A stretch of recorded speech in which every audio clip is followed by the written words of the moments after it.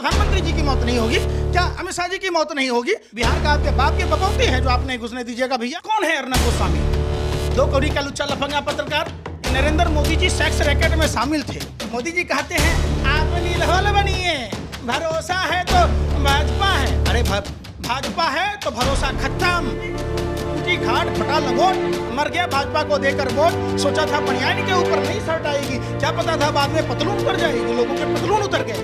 चौकीदार चोर ही नहीं, डकैत है, ठग ही नहीं, ठग है। बिहार में क्या चल रहा है, इस बात का एक बड़ी जानकारी लेने को तैयार है। क्या लग रहा है पंकज जी, क्या चल रहा है बिहार में इस समय? बिहार में तेजस्वी जी का जो परिवर्तन का कहर है वो भाजपा गठबंधन पर कहर बन के टूट रहा है। लहर भी था, ललकार भी था। ये फक्कर फकीर की टोली झोला उठाकर फरार भी होगा, ये बिहार की जनता ने तय किया है।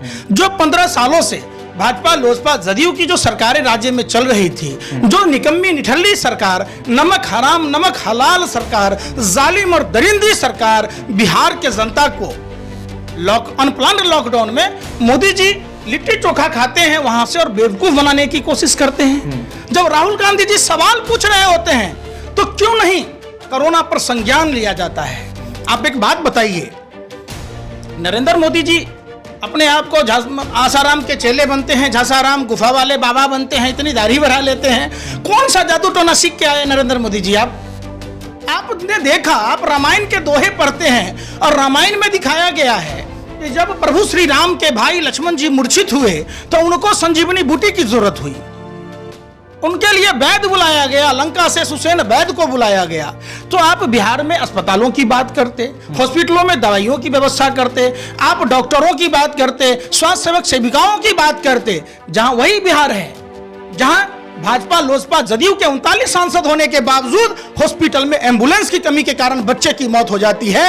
इन सरकारों की देखिए, सुशील मोदी जी या कुर्सी कुमार कहते हैं हमारी औकात नहीं है, हम बिहार में घुसने नहीं देंगे। तो बिहार की जनता ने कहा घर वाली का घर नहीं है, भतरोया वाली का घर है।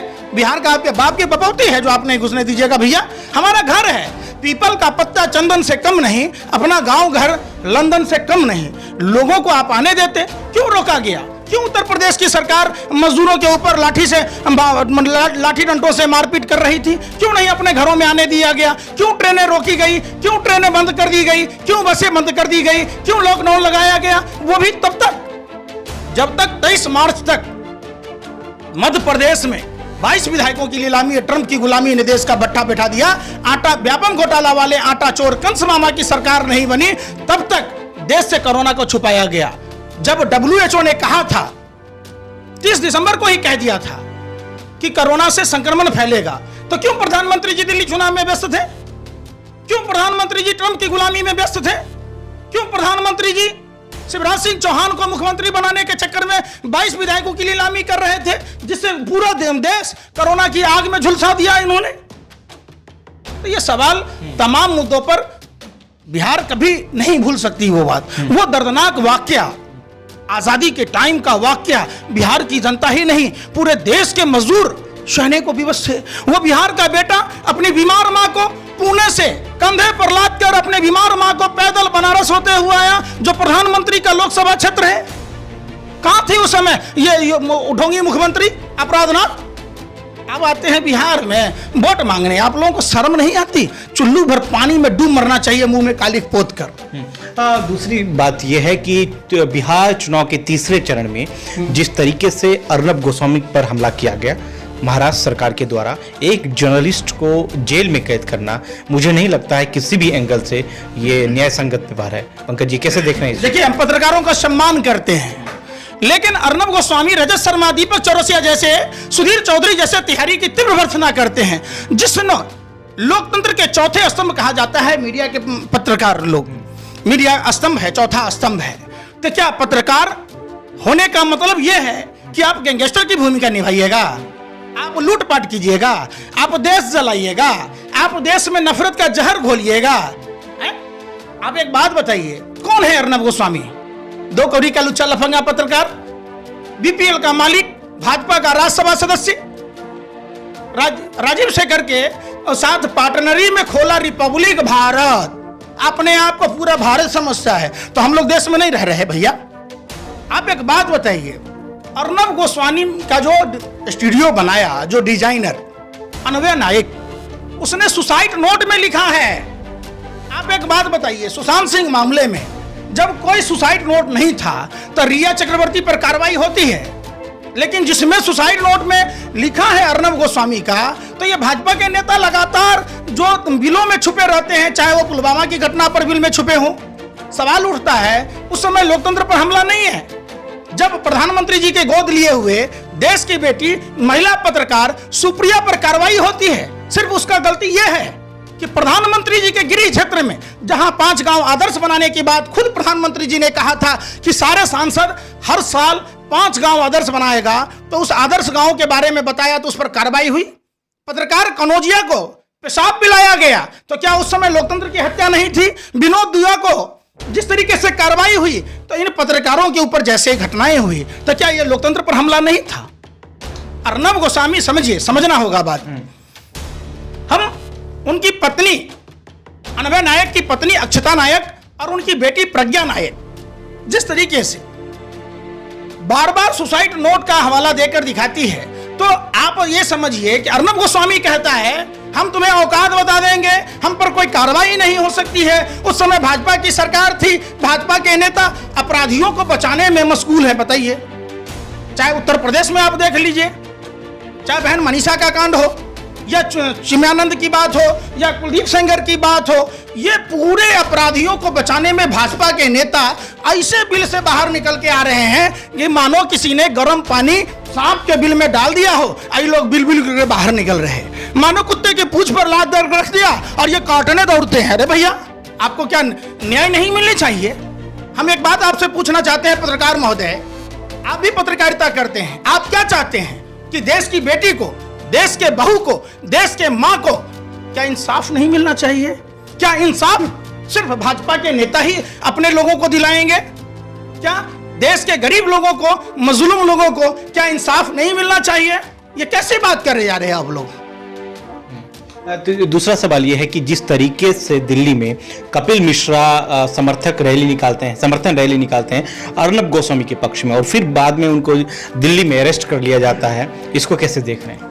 कपिल मिश्रा के बयान के हिसाब से दिल्ली विधानसभा में कहा था कि नरेंद्र मोदी जी सेक्स रैकेट में शामिल थे, एक आर्टिकेट का कक्ष से उन्होंने अगवा किया था, वो सब वीडियो ऑडियो दिखाया गया था। वही कपिल मिश्रा है जो प्रधानमंत्री जी को आईएसआई का एजेंट कहा था, वो यही कपिल मिश्रा है जो दिल्ली पुलिस की मौजूदगी में दिल्ली में आग लगाया। जो जज वहां कपिल मिश्रा, अनुराग ठाकुर, प्रवेश साहिब सिंह वर्मा पर एफआईआर दर्ज करने की बात की, रातों रात उसका ट्रांसफर कर दिया गया। कौन है कपिल मिश्रा भैया? हमारे प्रधानमंत्री पर सेक्स रैकेट में शामिल होने का आरोप लगा दिया और भाजपा के तमाम नेता डरे सामने उसको पुरस्कार दे रहे हैं, उसको चुनाव लड़वाते हैं। इतना क्यों डरे हुए हैं? मतलब दाल में काला नहीं है, दाल ही पूरी काली है, इसका मतलब बात सही है, तभी तो डरे सहमे हैं। इस पर बयान खंडन करना चाहिए। देखिए, आप लोग पत्रकारिता करते हैं, आपको सवाल क्या करना चाहिए कि बिहार में हर साल बाढ़ आती है, कोसी, कमला, गंडक, बागमती, महानंदा नदियों पर, उससे कितने लोगों को क्षति पहुंचता है, जान माल का नुकसान होता है। कभी आपने सवाल पूछा क्यों?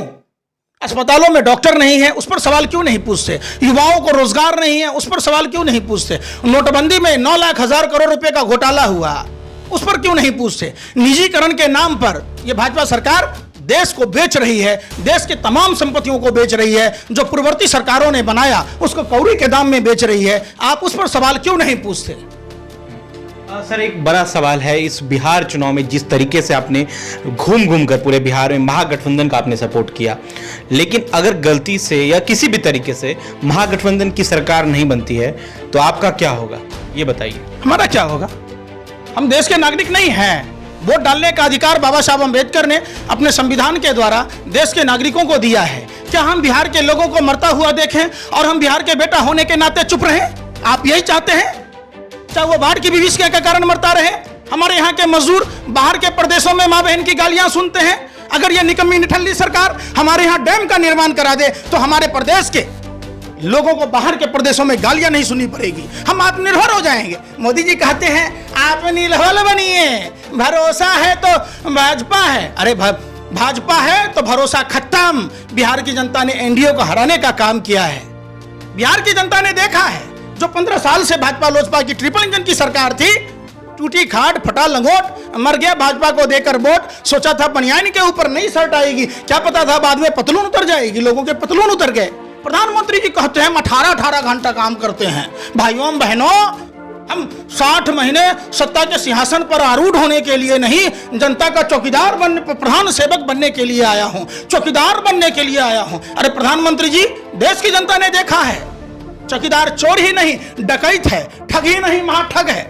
ये आधुनिक भारत के जयचंद हैं, जो अपने ही मुल्क को परेशान कर रहे हैं। नफरत की बात क्यों की जाती है? भाजपा से डर नहीं है सर, बहुत प्रचार के सवाल। सुनिए, डरता तो वो है जिसके कर्मों में दाग होता है। हम तो भगवान प्रभु श्री चित्रपति के वंशज हैं, हमारे खून में ही न्याय है। हम सुभाष चंद्र बोस के वंशज हैं, खुदीराम बोस के वंशज हैं, स्वामी विवेकानंद के वंशज हैं। हमें किस बात का डर भैया? मरना तो सबको है। क्या प्रधानमंत्री जी की मौत नहीं होगी? क्या अमित शाह जी की मौत नहीं होगी? तो फिर क्यों पाप कर रहे हैं? क्यों नफरत फैला रहे हैं? क्यों देश बेच रहे हैं? क्यों बेरोजगारों को और तरपा रहे हैं? कोई माँ बाप अपने बच्चों को इसलिए नहीं पढ़ाता कि उसके बुढ़ापे का सहारा बेरोजगार हो। अमेरिका में यूएस प्रेसिडेंशियल इलेक्शन हुआ, उसमें जो बिडेन जो है चुनाव जीत गए हैं, और उसको किस तरीके से देख रहे हैं सर? देखिए, वहां भी इनके दोस्त थे ट्रंप साहब। पहली बार प्रधानमंत्री पद की गरिमा को नरेंद्र मोदी जी ने गिराया। देश का पैसा अमेरिका में जाकर हाउडी मोदी प्रोग्राम करते हैं और ट्रंप के पक्ष में प्रचार करते हैं। खुद प्रधानमंत्री जी कहते हैं अब की बार ट्रंप सरकार। तो वहां की जो जनता है, नफरत, झूठ, फरेब का जो प्रोपेगेंडा है, उसको ध्वस्त किया है। खुद प्रधानमंत्री जी को देश से माफी मांगनी चाहिए। जब भारतीय मूल की बेटी कमला हैरिस चुनाव में थी, प्रधानमंत्री जी उसके विरोध में थे। भैया, आप भारत के विरोध में खड़े हो जाते हैं। अरे प्रधानमंत्री जी और भाजपा की टीम के सभी लोगों को कहते हैं, आरएसएस वालों को, देश की बेटी का अमेरिका जैसे शक्तिशाली राष्ट्र में उपराष्ट्रपति पद मिलना कितने बड़े गर्व की बात है। हमारे लिए तो सम्मान की बात है कि हमारे देश की बेटी अमेरिका जैसे शक्तिशाली राष्ट्र की उपराष्ट्रपति बनी है। हमें तो गर्व से उसको समर्थन करना चाहिए। पहला बार प्रधानमंत्री ने अपने पद की गरिमा खोई है। प्रधानमंत्री ऐसे आजाद भारत में नरेंद्र मोदी जी प्रधानमंत्री हैं जो सभी भाषा में लोगों से उल्टा सीधा सुनते हैं। प्रधानमंत्री पद की एक गरिमा होती है। प्रधानमंत्री का काम है हमारे देश में स्वास्थ्य सेवा, शिक्षा का स्तर, रोजगार के लिए, मंदी और अर्थव्यवस्था के लिए लोग जो निजीकरण के नाम पर ये खेल खेला जा रहा है वो सब रोकते तो लोग प्रधानमंत्री जी के प्रति सहानुभूति बढ़ती। ठीक है, बिहार में किसकी सरकार, ये बता दी लास्ट में। अर्नब हो गया गिरफ्तार, ट्रंप गया चुनाव हार। अब बिहार में तेजस्वी सरकार, तेज रफ्तार तेजस्वी सरकार। कल ही आपको न्यूज मिल जाएगा। परिवर्तन हो गया बिहार में। भैया, परिवर्तन कैसे नहीं होगा? कितना दिन काट के हांडी दोबारा चढ़ती है क्या? कितना दिन जुमला फेंकिएगा भैया? क्या आप सवाल नहीं पूछ सकते कि जो भाजपा के नेता डिप्टी सीएम हैं सुशील मोदी चड्डी वाले और नीतीश कुमार जी पलटू कुमार कहते हैं कि बिहार में घुसने नहीं देंगे, 200 रुपया ट्रेन की टिकट देने की औकात नहीं है, तो आपकी औकात क्या है? खाली जनता के टैक्स के पैसों से वेतन भत्ता लेने का? नहीं, आप हमारे घर के लोगों को आने देते, घर पर लोग महफूज होते। आप 19 तारीख को कह रहे थे थाली पीटिए, लोगों ने थाली बजाई। आपने दिए टॉर्च मोमबत्ती भाजपा के 40 साल पूरे होने पर 5 अप्रैल को जलवा लिए, फूल बरसाए। कहां से सीख के आए कि 21 दिन में कोरोना खत्म हो जाएगा? तो ये तमाम मुद्दों पर देखिए चुनाव हुआ है। बिहार क्रांतिकारियों की धरती है, बिहार आर्यभट्ट जैसे गणितज्ञ की धरती है, बिहार गौतम बुद्ध की ज्ञानस्थली है, भगवान महावीर की जन्मस्थली है, माँ सीता की जन्मस्थली है, बिहार गुरु गोविंद सिंह की जन्मस्थली है, बिहार सर्वधर्म संभाव की बात करता है, बिहार आपसी समानता की बात करता है, प्रेम मोहब्बत की बात करता है। वैसे बिहार में नफरत की कोई जगह नहीं, बिहार के लोगों ने तय किया।